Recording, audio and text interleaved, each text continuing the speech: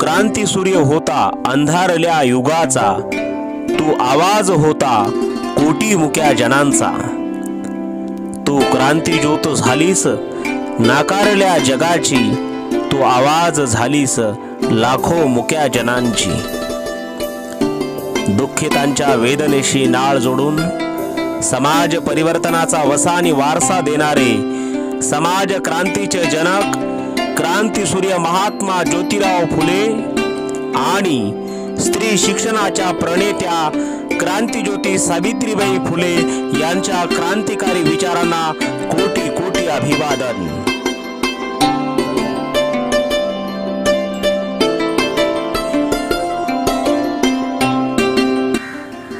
विद्येविना मती गेली, मतीविना नीती गेली, नीतीविना गती गेली, गतीविना वित्त गेले, वित्ताविना शूद्र खचले। एवढे सारे अनर्थ एका अविद्येने केले। असा समाज परिवर्तनाचा संदेश ज्या घरातून पुढे आला आणि ज्या घरामुळे महाराष्ट्राची अनेक घरं उभी राहिली, ज्या माणसामुळे महाराष्ट्रातली अनेक माणसं उभा राहिली, ज्या स्त्रीमुळे महाराष्ट्रातल्याच नव्हे तर देशातल्या स्त्रिया उभ्या राहिल्या, त्या क्रांतीसूर्य महात्मा ज्योतिबा फुले आणि सावित्रीबाई फुले यांचं वास्तव्य असलेल्या आणि त्यांच्या स्वतःच्या पुण्यातल्या महात्मा ज्योतिबा फुले यांच्या वाड्याच्या परिसरामध्ये मी आहे। इथेच क्रांतीसूर्य महात्मा ज्योतिबा फुले यांची समाधी देखील आहे। या अस्पृश्यांसाठी त्यांनी पाण्याचा हौद खुला केला, तो याच वाड्यामध्ये तो हौद आहे। आणि या घरावरून महात्मा ज्योतिबा फुले यांचं घर, त्यांचं व्यक्तिमत्व आणि एकूणच त्यांच्या जगण्याच्या बद्दलचा जो आदर्श आहे तो आमच्या समोर येतो।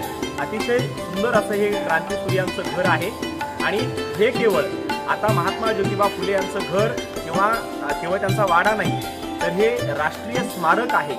आणि ह्या राष्ट्रीय स्मारकाच्या परिसरात आज आपण संपूर्ण या महात्मा ज्योतिबा फुले यांच्या वाड्याबद्दल जाणून घेणार आहोत। आणि इथे अतिशय सुंदर असं वडाचं झाड समोर आहे, वटवृक्ष आहे आणि हा आदर्श म्हणजे घराच्या समोर झाड, घरामध्ये पाण्याचा हौद, विस्तीर्ण असं हे वातावरण आणि अतिशय सुंदर असा हा परिसर, अतिशय रमणीय असा हा परिसर आहे। परंतु तितकाच प्रेरणादायी आणि ऊर्जादायी देखील हा सगळा परिसर आहे। या घराला आता समता भूमी म्हणून या ठिकाणी ओळखलं जातं आणि अतिशय प्रेरणादायी असा महात्मा ज्योतिबा फुले यांचा जीवनपट या ठिकाणी निर्माण केलेला आहे। सन 1847 ला महात्मा फुले सावित्रीबाई फुले यांना शिकवताना महात्मा फुले यांनी सावित्रीबाई फुले यांना स्वतःच्या घरात अक्षर ओळख करून दिली। ते स्वतः सावित्रीबाईंना शिकवित असताना अशा प्रकारचं स्मारक या ठिकाणी आहे आणि इथूनच सावित्रीबाईला याच घरातून महात्मा ज्योतिबा फुले यांनी शिक्षणाचे धडे दिले होते। आणि 1848 भारतातल्या पहिल्या मुलींच्या शाळेत शिकवताना सावित्रीबाई ह्या संदर्भातलं हे चित्र समोर या स्मारकाच्या मध्ये दाखवलेलं आहे आणि तिथे अनेक मुली शिक्षण घेताना दाखवत आहेत। खरं तर हे चित्र सुद्धा या देशाच्या सांस्कृतिक शैक्षणिक इतिहासातलं महत्त्वाचं चित्र आहे।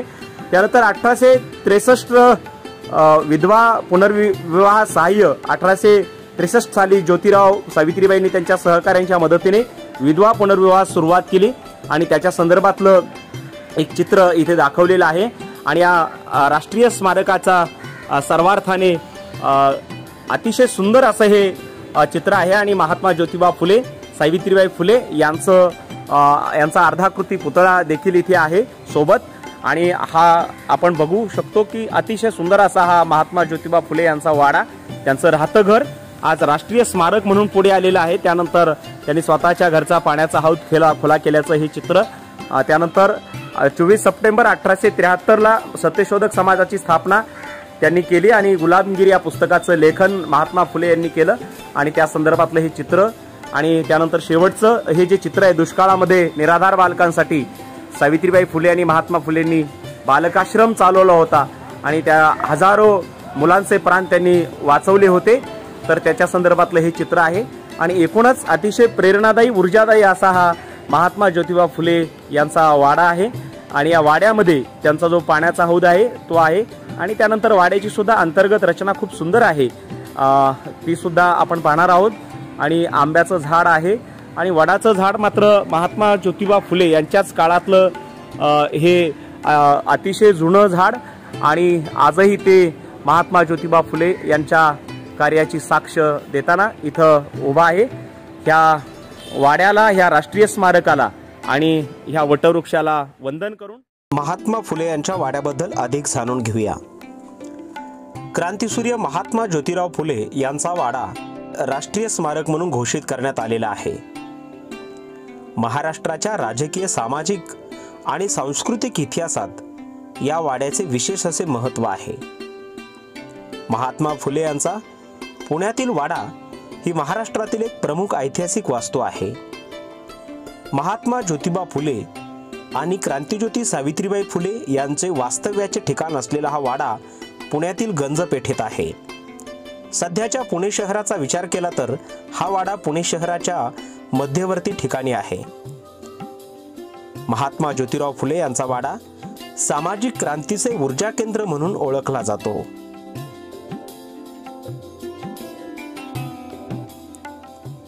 एकोणिसाव्या शतकात पुणे हे भारताच्या प्रबोधन चळवळीचं केंद्र होतं। पुण्यातील त्यावेळच्या जुन्या गंज पेठेतील फुलेवाडा सुमारे 50 वर्ष सामाजिक चळवळींना रसद पुरवित होता। या वाड्याच्या खानाखुणा पाहताना या अभिमानास्पद इतिहासाचे पोवाडे आपल्या कानात गुंजत राहतात।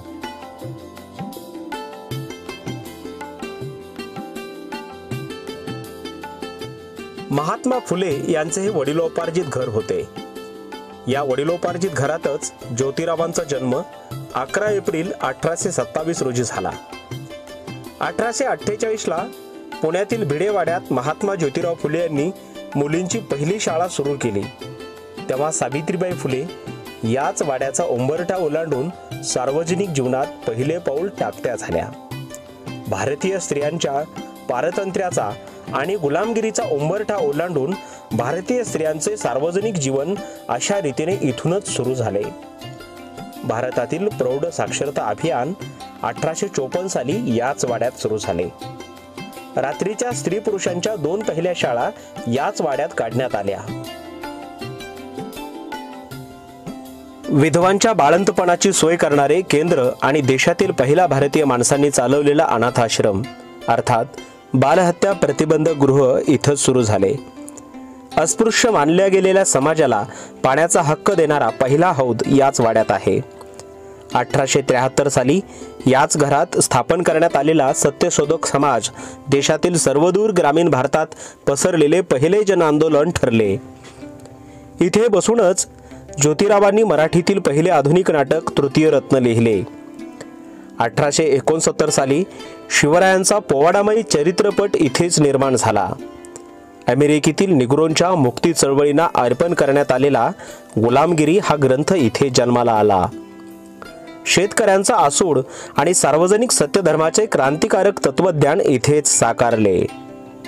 आयुष्यातील 50 वर्ष सामाजिक परिवर्तनाची लढाई लढून ज्योतिराव सावित्रीबाई दोघांचेही पार्थिव इथेच विसावले।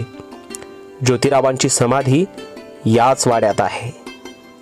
1967 साली सरकारने हे घर राज्य संरक्षित स्मारक म्हणून घोषित केले। 1973 साली त्याची पुनरुभारणी करून ते राष्ट्रपती डॉक्टर शंकरदयाळ शर्मा यांच्या हस्ते राष्ट्रार्पण करण्यात आले। या वाड्याला राष्ट्रपतींनी समतेचे राष्ट्रतीर्थ म्हणून समता भूमी घोषित केले। सुमारे 140 वर्ष जुन्या असलेल्या वाड्यात ज्योतिरावांचे वडिलोपार्जित घर, ज्याचा जुना गंजपेठ घर क्रमांक 395 होता, ते आणि त्यांनी स्वकष्टार्जित कमाईतून खरेदी केलेले घर यांचा समावेश आहे। ज्योतिरावांच्या नोंदणी केलेल्या मृत्यूपत्रात त्यांनी या घराचे सर्व तपशील दिलेले आहेत।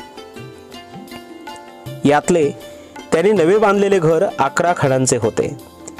त्याची दक्षिण उत्तर लांबी 65 फूट असून दक्षिणेकडील पूर्व पश्चिम रुंदी 45 फूट होती, तर रस्ता उत्तरेकडील रुंदी 28 फूट होती।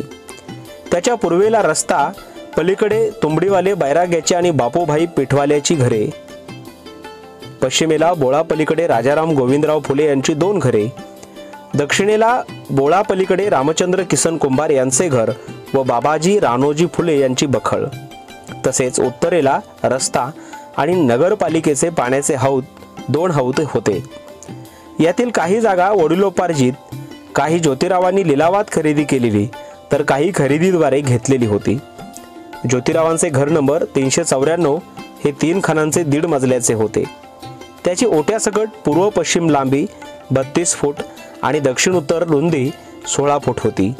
त्याच्या पूर्वेला रा की कुंभार, पश्चिमेला खंडोजी कृष्णाजी व बाबाजी राणोजी फुले, दक्षिणेला सटवाजी कृष्णाजी फुले यांची घरे, तर उत्तरेला 12 फुले यांची बखळ होती.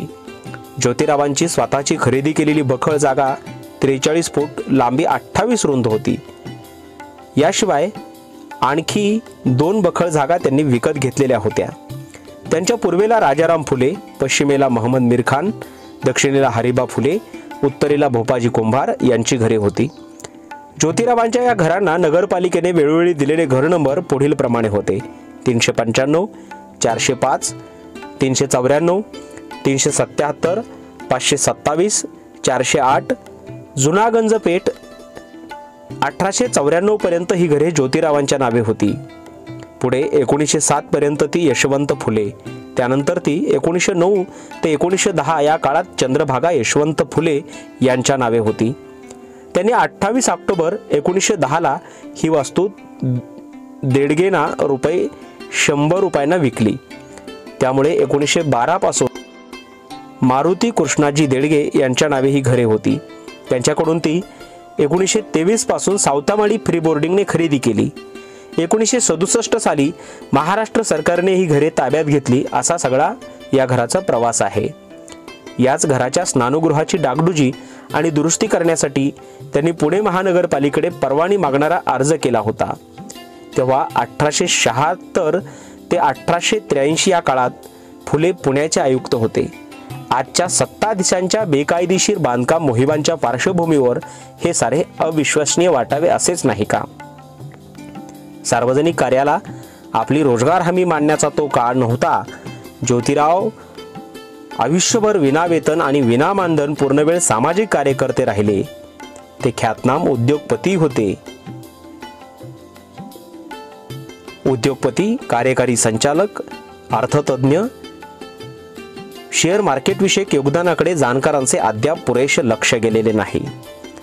महात्मा ज्योतिराव फुले हे प्रामुख्याने समाज क्रांतिकारक, शिक्षण तज्ञ आणि लेखक म्हणून परिचित आहेत. त्यांच्या उद्योगपती, कार्यकारी संचालक, अर्थतज्ञ आणि शेअर मार्केट विषयक योगदानाकडे जाणकारांचे अद्याप पुरेसे लक्ष गेलेले नाही.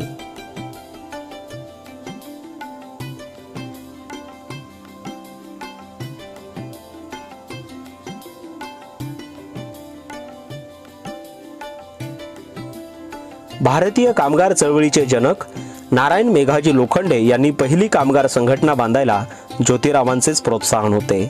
टिळक आगरकरांना पहिल्या तुरुंगवासात जामीन द्यायला आणि सुटकेनंतर त्यांचा मानपत्र देऊन सत्कार करण्यातही तेच पुढे होते. 1869 साली ज्योतिरावांनी शिवचरित्र लिहिले. 1885 साली त्यांनी देशात पहिल्यांदा शिवजयंती उत्सव सुरू केला. रायगडावरील शिवसमाधीची डागडुजी केली आणि शिवरायांना महानायक म्हणून लोकमानसात प्रस्थापित केले. पुण्यात हिराबागेत आणि मुंबईला लालबाग, परळ भागात करण्यात आलेल्या शिवजयंती कार्यक्रमाच्या नोंदी उपलब्ध आहेत. शिवजयंतीचे जनक, समाज क्रांतीचे जनक, क्रांतीसूर्य महात्मा ज्योतिबा फुले यांचा वाडा, त्याबद्दल आपण अधिक माहिती जाणून घेतली. हा व्हिडिओ आपल्याला कसा वाटला ते नक्की कळवा. हा व्हिडिओ आवडला असेल तर आमचं चॅनल सबस्क्राईब करा, व्हिडिओ लाईक करा, कमेंट करा आणि शेअर करायला विसरू नका.